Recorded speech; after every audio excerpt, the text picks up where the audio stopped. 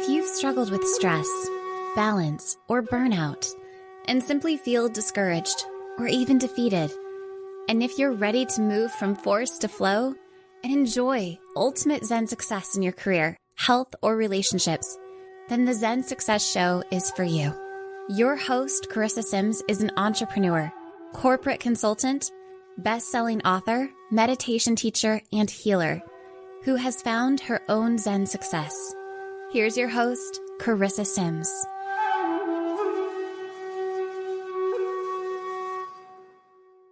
Welcome to this week's episode of Zen Success. Today, I have the pleasure of speaking with Chris Felton, and he has quite a bio. Wow, so many accomplishments. He's amazing. Chris is the founder and principal of his own financial services business, which he started in 1999. He leads and trains hundreds of agents across the U.S. and has helped thousands of people learn how money works and experience financial relief. What an amazing mission. He's a top agent at his company. Out of tens of thousands of agents in North America, he has been featured in Forbes, Fortune, MarketWatch, NASDAQ, Yahoo Finance. You're their go-to person, aren't you? That's amazing. They're desperate for people. So. Word gets around. That's amazing. Good. No, more than that. Come on. All US good. News and World Report. You're being humble now, so that's nice. It's a good quality too. He's a leader in one of the largest financial services firms in the United States. Chris is also a co-author with his wife. I actually asked if his wife was coming. That's so amazing. Of Couples Money, a book which he wrote with Marlo, his wife, and they were able to quadruple their business in a few short years during the Great Recession and overcome serious financial struggles. So they share their money secrets as well as those of numerous financially independent business owners they interviewed for the book. That's great. People have discovered how to overcome financial limitations in a simple, non-nonsense approach that has worked for so many. Chris and Marlo are also Amazon bestselling authors of Prosperity Factor, co-authored with Joe Vitale. Welcome, Chris. It is awesome to be here. Thanks for having me. Yeah. Looking forward to it. You're welcome. You're welcome. And also, I wanted to say we are Colorado locals. Where do you live in Colorado? Castle Pines Village, Colorado. So kind of Castle Rock area. Yep. Castle Rock. I know that area. I am just a few hours away. I'm in Lafayette, Colorado. Okay. Yeah. I grew up in Loveland, Colorado State grad. So. Oh, yep. Yeah. Awesome. Lafayette's great. Yeah, definitely. We moved here just before the pandemic in 2019. So we moved from LA, and I grew up in Alaska. So I'm used to this climate and loved it. And we have family here. So that's what brought us here to Colorado. But I noticed that you have another business. It's Shout Out Colorado, right? That's another business, or did you get featured in that? That was just a feature they did on me whenever that was. Oh, wonderful. Yeah. Oh, that's great. That's great. So tell me a little bit about yourself. What were you like as a child growing up in Loveland? Did you have a love for the snow? We're having a snowstorm now. Just kind of normal, kind of maybe lower middle class upbringing. My parents were awesome, did the best they could. And, part of my mission is, they never really learned how money worked. And, they basically, they both died broke way too early. But Loveland was great, and great upbringing and great community, and still have, lots of friends from that world. So it was a great place to grow up for sure. Yep. That's amazing. Now, in growing up, did you ever realize any patterns or things like comments your mom or your dad would say that may not have aligned with what you believe now? Yeah, I mean, a tremendous amount of things that I had to change. And the pervasive theme, and that's a lot of the work I do, is just checking our internal stories around everything and what we buy from our parents, because we just have to buy their stuff. And but everything was around it being hard and difficult.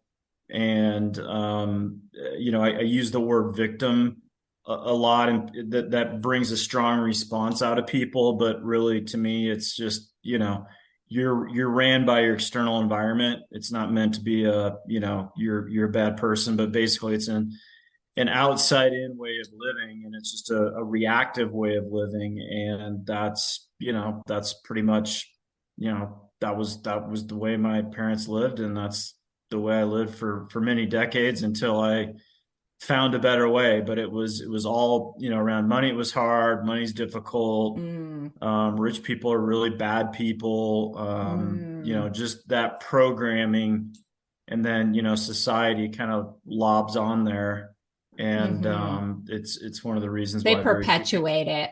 Yeah, yeah, and one of the Mm. very few reasons why we live in the richest country on the planet, but just about everybody's broke, unfortunately. So. That's interesting. That's an interesting statistic. I didn't realize that. That makes sense. And then, so going along your journey, what did you go to college for?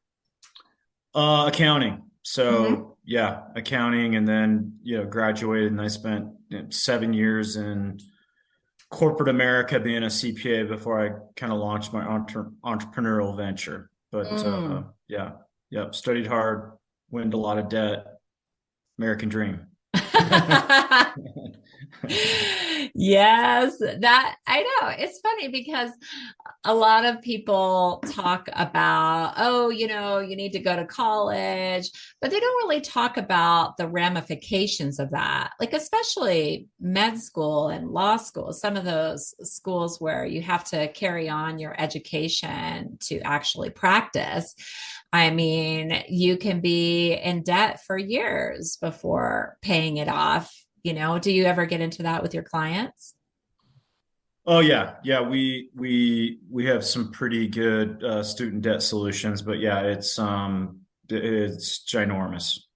Yeah, it's Yeah. my not getting super technical, but inflation's kind of the word of the day. Everybody wants to talk about it, but inflation's been north of 8 to 9% for decades, Hmm. and real wage growth is about 3%. So you do the math. If you're not an entrepreneur, it's hard to keep up. But no, I talked to two awesome ladies that were 2019 graduates from Colorado State University, and their debt was 5 times my debt, and the amount of money they were making was not even double my first offer that I got in 1993. Hmm. So unbelievable amount of debt to not be making really any money. I mean, it was just Hmm. shocking. So yeah, huge problems there. So that's why you see a Mm. lot of people opting out and just choosing the entrepreneurial route and figuring it out. So. Yeah, I mean, I think that's a really great option for people. I know my parents never really thought about educating me on that, on being an entrepreneur. I kind of just came to it myself and just wanting more freedom. I didn't really think about, making more money, but I did, but it just naturally flowed because of that core value I had of having more freedom in my life, having more flexibility. So, what about your wife? You guys seem really in alignment. I mean, business partners, co authors, that's really exceptional, I would say. I mean, you don't see a lot of that. How did you meet your wife? Just I met her through the business. So she, my agency, we're always looking for good people, and she wanted to exit the kind of radio advertising sales world, and met her. I was, in the middle of a divorce when I met her, and the moment I met her, I knew I was in big trouble. And the agent that introduced her to our firm, after I did her interview, which was in a bar, so that'll tell you where my mindset was, many decades ago. Yeah. I called my agent Sarah up, and I said, keep her away from me. Keep her away from me. Yeah, because you probably did not want a relationship at that time, being in the middle of divorce. No, and it was a month later, and she's not here to defend herself, but she put the full court press on me. And she was interested in you. Yeah. Yep. Yep. And we got to keep this G rated, but she pulled out Why? all the stops, and if she was right here, she would be shaking her head. And as my friend said after he left the party where we first connected, you connect the dots, audience. Yeah. He said, so yeah, you were the antelope, and she was the lion. Like he read it. Anyway, I don't want to go down that rabbit hole, but that's so basically I say she seduced me. That's my story. Anyway. Yeah. So. Yeah, but there was more to her, obviously, because it lasted. Yeah, she's awesome. She's awesome. Yeah, no, I was extremely that was an instantaneous, like, you knew, spark. Even just yeah. So I had something to do with it, but she just was the like aggressor, sending your energy out maybe a little bit. Oh yeah, that's interesting. Wonderful. Well, thank you for sharing that. So tell me about your book, Couples Money. What inspired you to write it? Did you have your own journey with your wife? Yeah, I mean, quite a journey. So I was in a kind of a leadership position in my entrepreneurial financial services business. She comes in, we fall in love, get married, and I had gone through a very expensive divorce, and literally had to accumulate several hundreds of thousands of dollars of credit card debt to pay her off, keep the doors open. I mean, it was a total mess. Oh, wow. And that's amazing that someone can get away with that. Yeah. Well, no, I mean, it's all, it's complicated. I'm sure. Yeah, I agreed to it. And her and I are, phenomenal, because, now my kids are 21 and 18, but back then they were 3 and 1. Oh, wow. Really young. Really young. They moved in and settled in Atlanta, Georgia. And Marlo thinks I know what I'm doing because I'm a CPA and I'm a financial advisor, but she did not know what was going on. And because my belief systems around money were whacked, it didn't really matter that I was a CPA and financial advisor. I was sabotaging my money situation and had this expensive divorce. So basically, she stepped into a mess that she didn't know about.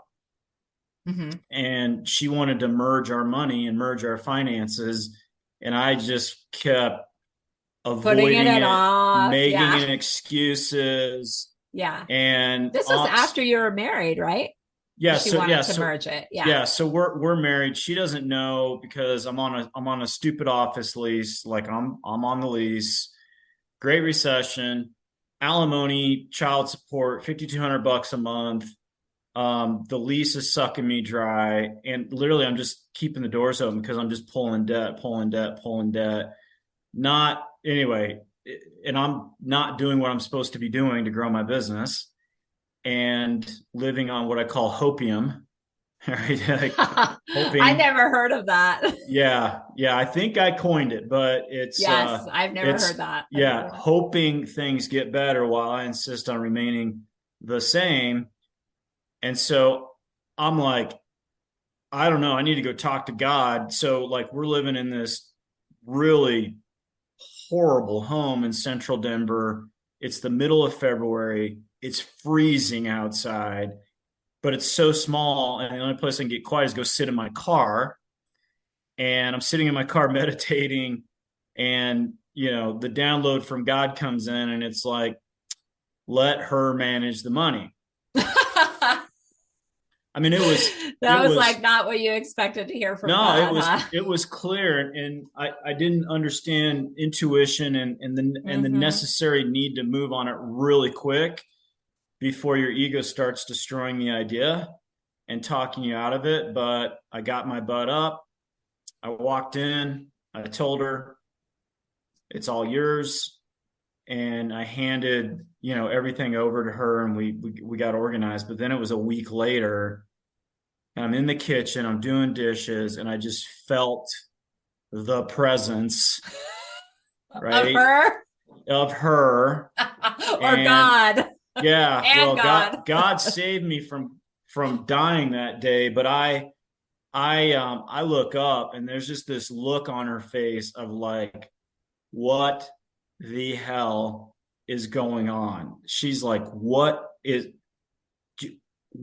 you do? That was her question. Uh-huh. That was her statement and her Yeah. question. It was like, what did you do? I'm like, did what? She's like, we're $250,000 in credit card debt. We're broke. We're 3 to 4,000 negative cash flow every month. We need to meet. So I called the Come to Marlow meeting, and we had the Come to Marlow meeting, which was, awesome. Not. And she introduced a 4-letter word called the budget, which I know is not 4 letters, but it was a 4-letter word to me. And she was trying to get it across to me that we needed to make changes. And one of my favorite quotes is optimism and delusion sleep in the same bed together. And I was just delusional. And then, fast forward 6 months into the future, now we're in a rented home and I'm in front of my wife out of money. Mm-hmm. And I got to pay my ex-wife $5,200 the next day. And this is how smart I am. I have to convince my wife to give me the money to pay my ex-wife. How do you think that went? You didn't get it. Well, I had to get it, but there was a tremendous amount of pain, and volcanic Marlow is not pretty. And she lost it, threw her purse at me. We call it the purse throwing story. She threw her purse at me, broke some stuff, cussed me out, and then I said, "Well, why are we still married?" Which That's was a good point. yeah, good question. And she looked at me, the fight stopped, and she went upstairs to figure that out. And then it was clear as day to me. It was an enlightening moment of I created the whole mess, all of it, all of it. I created the first divorce. I created Mm-hmm. this situation, Mm-hmm. and it was literally the first time. And wherever I had a problem, I was always there. And it was literally the first time I was like, "Dude, you created all this." And it was actually the first time in my life I took 100% responsibility for the mess. And so that was the bottoming out. And then there was a lot of work that had to happen after that. But we had a phenomenal transformation as a couple, financially, spiritually, physically. I mean, everything changed from that point. But that was my back against the wall. It was pretty ugly. Mm.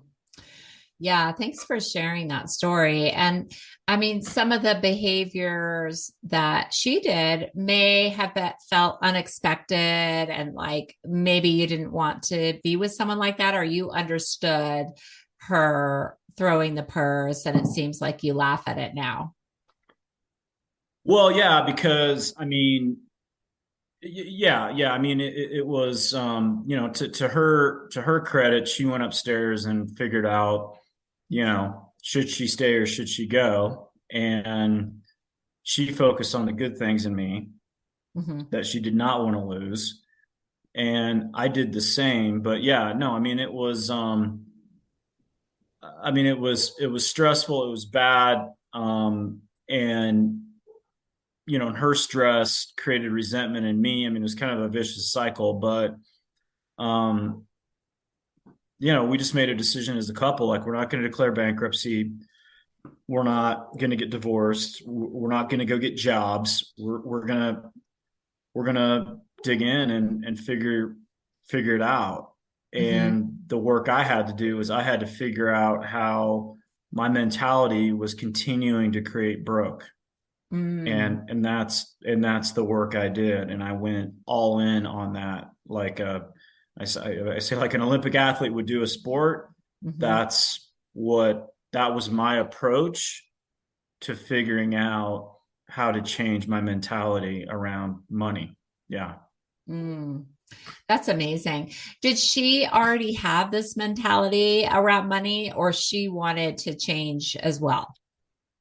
Yeah, no, I mean she kind of went through the rough like overspending and tons of debt and years before I met her. And so she kind of scared herself straight and she got it together and she got super hyper focused on saving money, that's what was irritating was she had saved money. And here I am going, hey, let's pay my ex-wife because I'm a jackass and I can't figure it out. Right. And she's like, Hmm. what is your problem? So she was good. I was the mess. I created it. But what she did to kind of up level that is, and that was the next day when we had our meeting, is she said, "Hey, you're gonna work on your mindset. I'm going to reach out to my wealthy couple connections, and these are multimillionaires, but not only wealth financially, their marriages were strong. They built Mm. stuff from together. They had great families. They had spiritual life, everything. They had wealth in all areas of their life. She went and interviewed them, and then she'd come back and say, this is what they do, this is what they think. And then we started applying that. I'm changing my belief systems. And it wasn't overnight, but a transformation occurred. Mm. So that's what she brought to the party. Yeah, that's great. And then did you go to any workshops or read any books?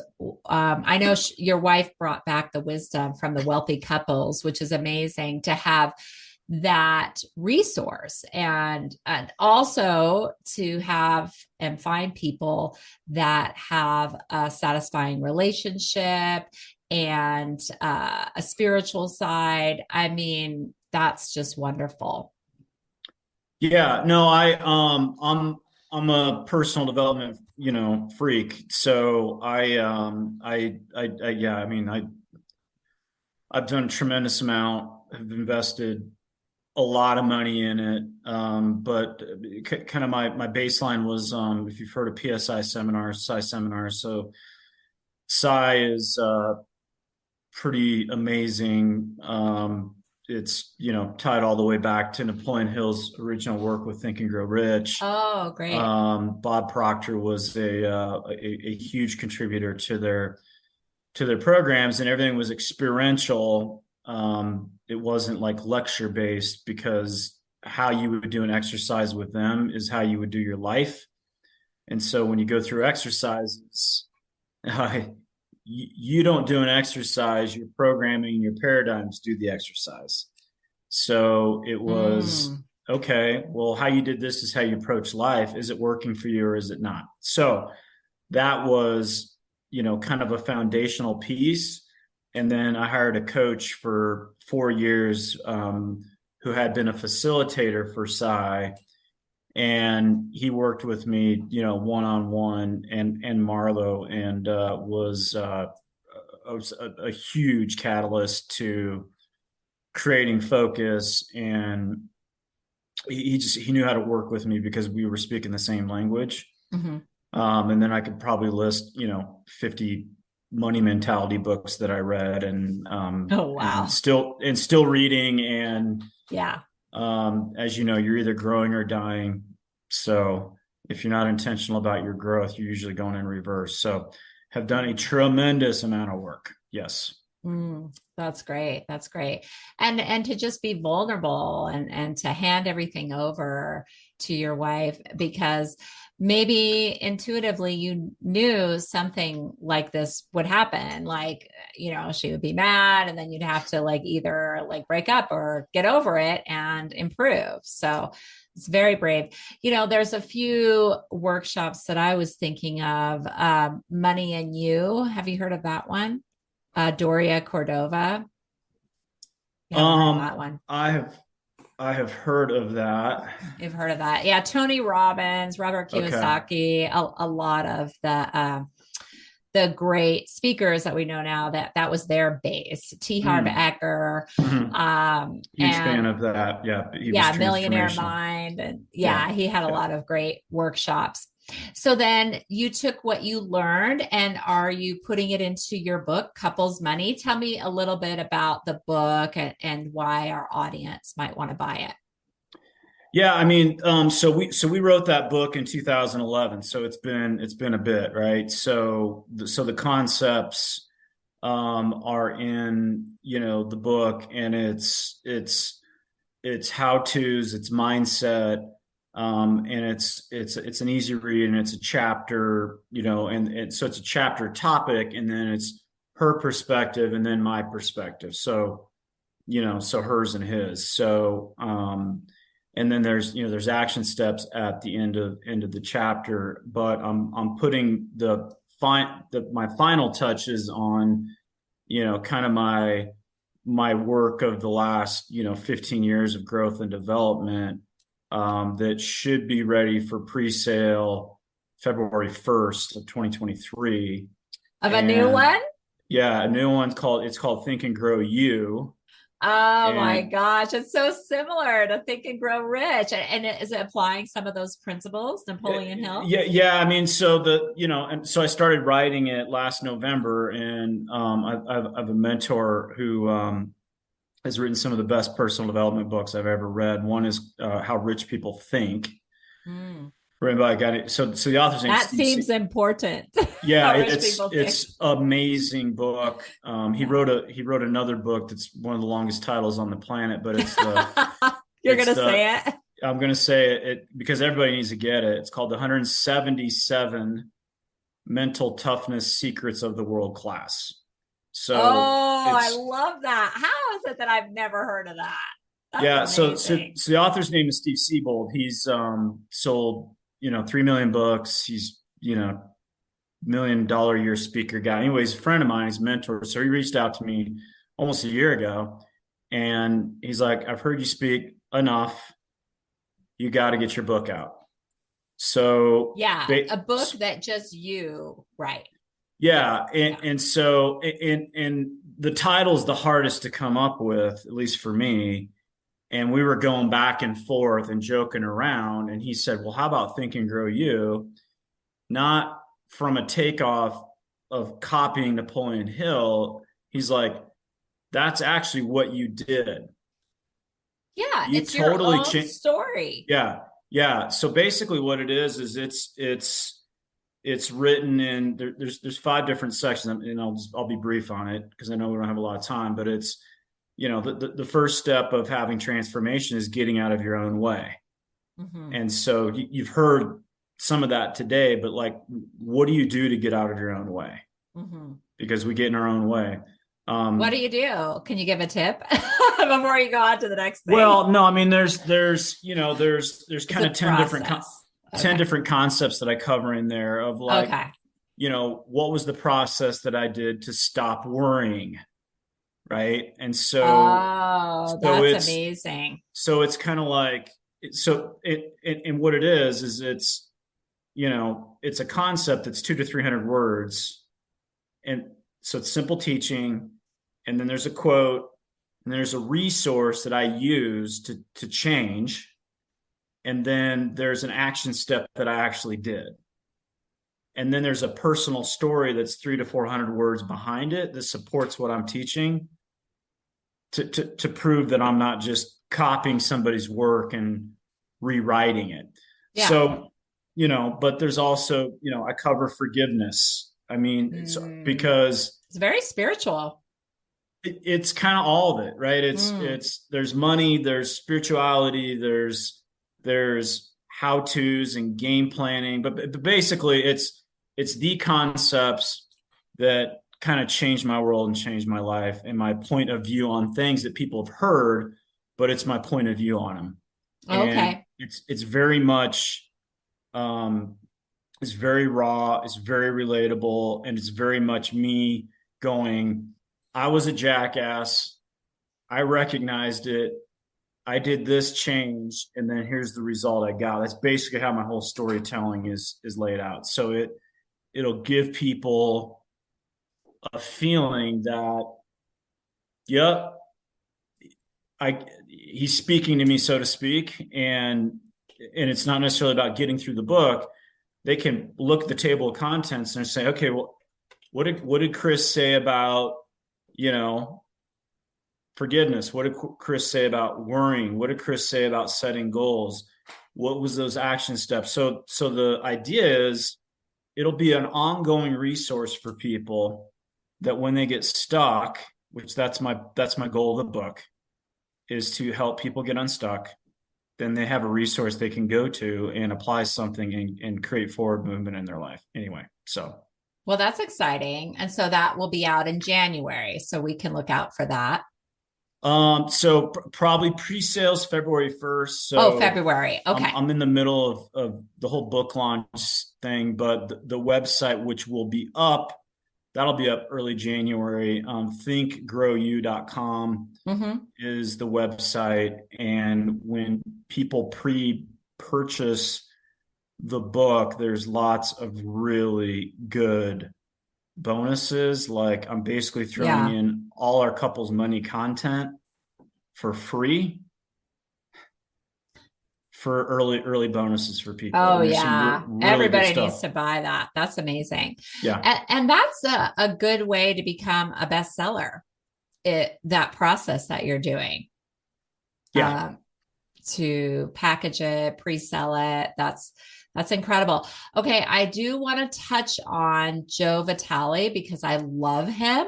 And you guys wrote a book together. I mean, that is amazing. That is a dream come true for me. So how did you guys meet him and end up writing Prosperity Factor? So do you know who Dan Locke is? It sounds familiar, but I don't know off the top of my head. Yeah, so we got introduced to Dan. And Dan's pretty big deal in personal development space, kind of sales mentality space. So we got on his podcast, and he was looking for authors to participate in that project with Joe. So that's amazing. We were fortunate to get in there and kind of share what we did. But yeah, no, I love Joe. So I pull him up on Twitter every day and watch his 1 minute. He's got a 1 minute just video taken from a podcast, and I love the mentality and what he creates. Yeah. It's pretty powerful. That is. Okay, so I just wanted to shift to some advice to our audience. So what does it mean to set a goal to you, and like achieving a goal or just setting it? Like, how do you go from setting to achieving it? Yeah. I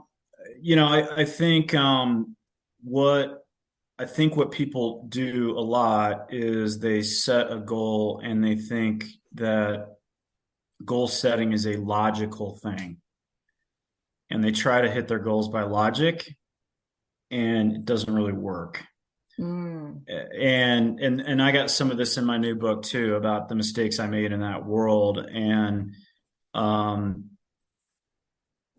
you got to really have the emotional drivers and the emotional reasons for doing it. And people hear this but it's some of the hardest work on the planet to sit down and really take the time to think about what you want and why you want it.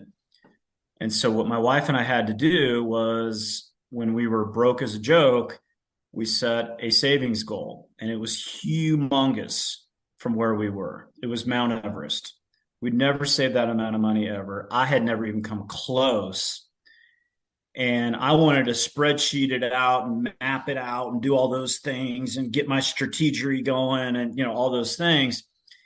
And my coach is like, you guys need to talk about why. And so we did. And the first thing is, as I asked her, I'm like, why is this important to you? She's like, I hate financial stress. I hate how it feels. I hate, and there was noticeable things on her skin of just the stress and all that. And, I never wanted to have another fight with her around money as long as I lived. That was very emotional for me. I wasn't able to see my kids because they lived in Atlanta. I'm in Colorado because I didn't have the money. That was painful. My Right? God, that's awful. Painful. Yeah, I mean, it's all come around significantly well, but so we just spent a lot of time speaking about that. And if you're trying to get from point A to point B and you have your Ferrari or whatever your car of choice is, the car's worthless without gas. And if you don't put the reasons into the tank, which is the fuel for the vehicle to get you to point B, you're never going to get anywhere. And then the second thing we did is we reduced it to very, very small targets along the way. And we aimed at that. We didn't aim at Mount Everest. We aimed at Base Camp 1 and put all our energy there, and it was doable. And then you start creating momentum, and it's powerful what you can do. So anyway, those are just some things that work for us. Okay. Yeah, that's amazing. That's great advice. Because so I believe in the energy behind it and like connecting with the field of abundance and the quantum field, because I do believe that anything is possible if we can connect and have that driven reason why. So I think it's great to know your story, but how does someone go about changing their mindset? I mean, do you think that maybe the first step is having awareness? Yeah, I mean that's always the first step, and it's actually in Steve's 177 book. The world class operates from what's called metacognition, which is the ability to think about what you think about. And so most people have no idea what they think about. They don't, right? It's right. 91% of our thoughts today are the same as yesterday. And they don't really make the connection that their thinking creates their whole world. And I didn't either. But for me, the first step, if I wanted to change my money situation, was I got a journal. I sat my butt down. I wrote the word money at the top of the page. And then I wrote down everything I made up about that topic. Because as you know, we're storytellers. We make up stuff. And so when I wrote everything down, it was like, making money's hard. It's difficult. Rich people stink. Like within 30 minutes, I'm like, well, that's why I'm broke. Because that thinking is creating broke. So my job was, I'm making it sound easy, was to rewrite a different story.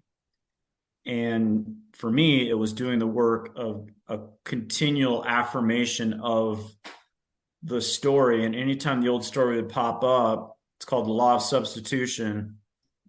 I substituted the thought with the thought that I wanted. And it's work. But eventually the old story fell off and the new story took root. So because that's how you created the awareness, is journaling, writing it down, and how could you create the new beliefs. So, what about financially? What's the first thing people need to do financially? Do you feel like it's similar to what you did in journaling? Yeah, I mean, I think it's it is understanding first and foremost, what are my beliefs and do they serve me or not? And I think people have 4 to 5 ongoing stories that don't really serve them, and they don't even know that they're in the background. What are some of So, those stories? um, I mean, I think they're similar. I think it's hard to make, hard to keep, hard to save. Hmm. I also think there is a pervasive, and I think it's cultural, and I think it's just my opinion, it's worse than ever.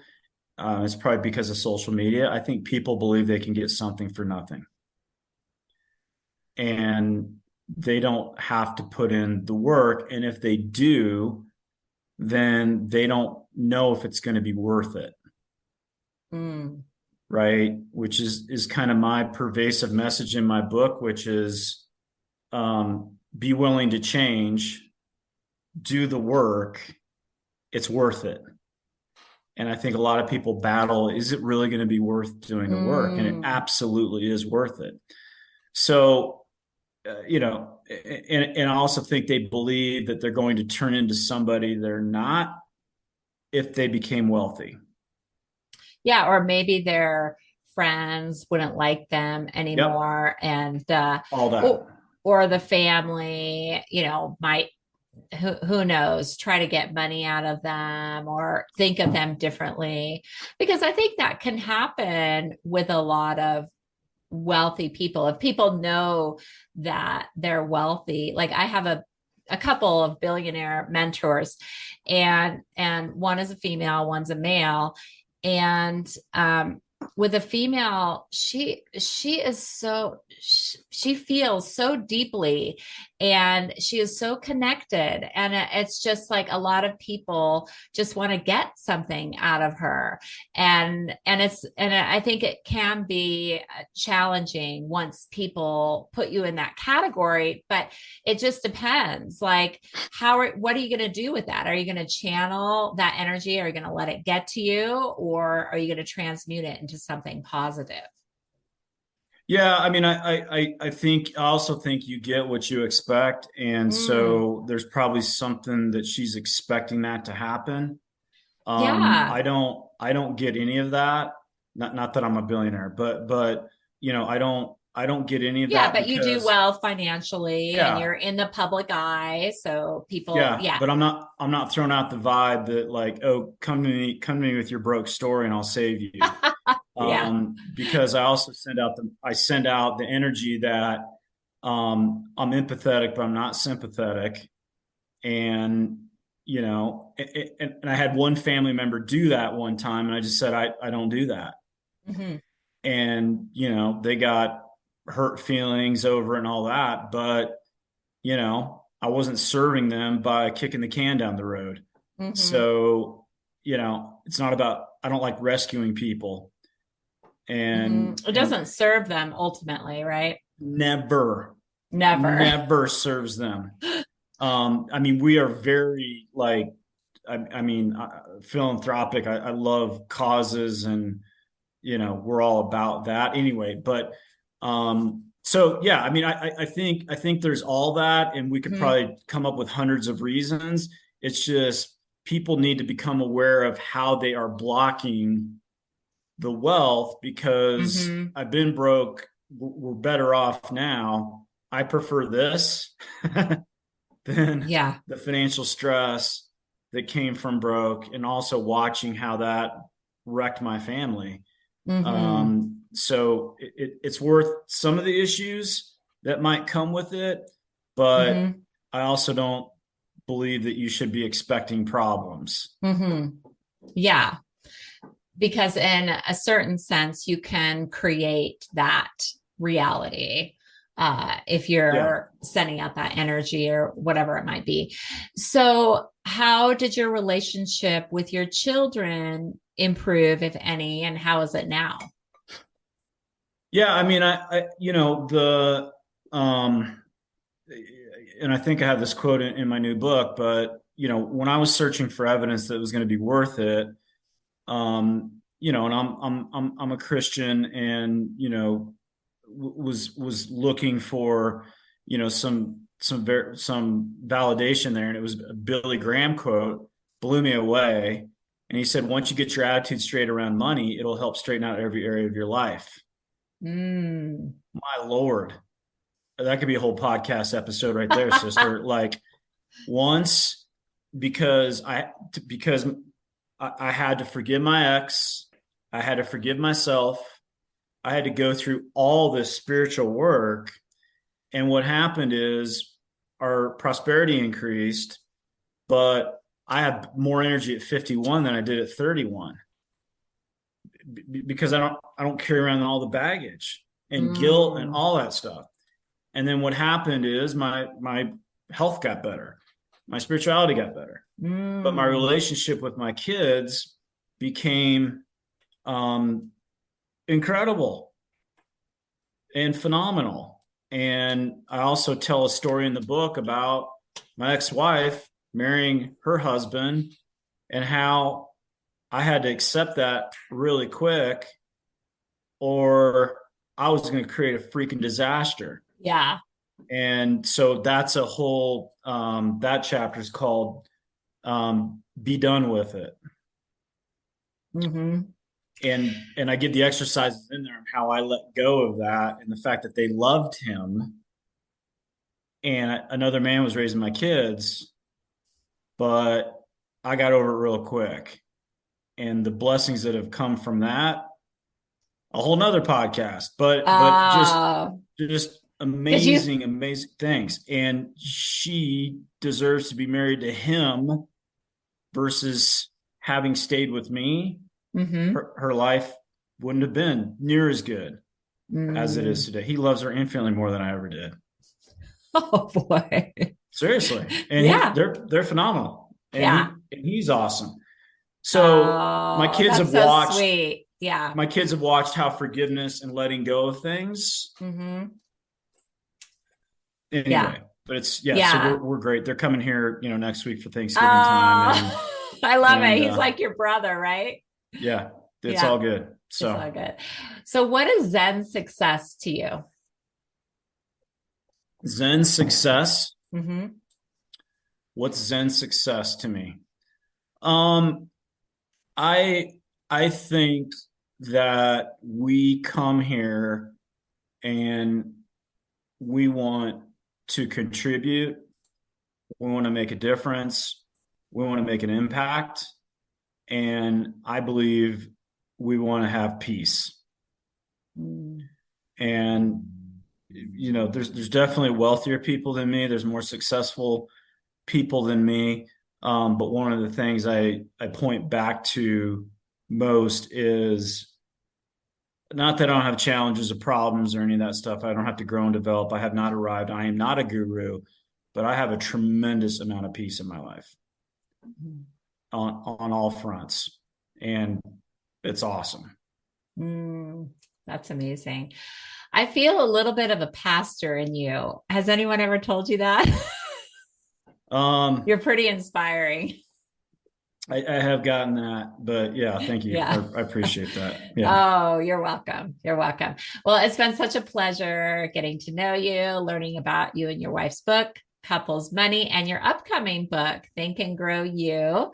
And I'll put your website and how to buy your books in the show notes. So thank you for being on my show today. Awesome. Thanks for having me, sister. I really appreciate it. You're welcome.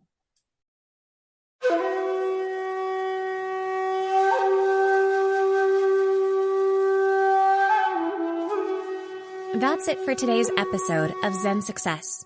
Head on over to iTunes, Google Play, Spotify, or wherever you listen to shows.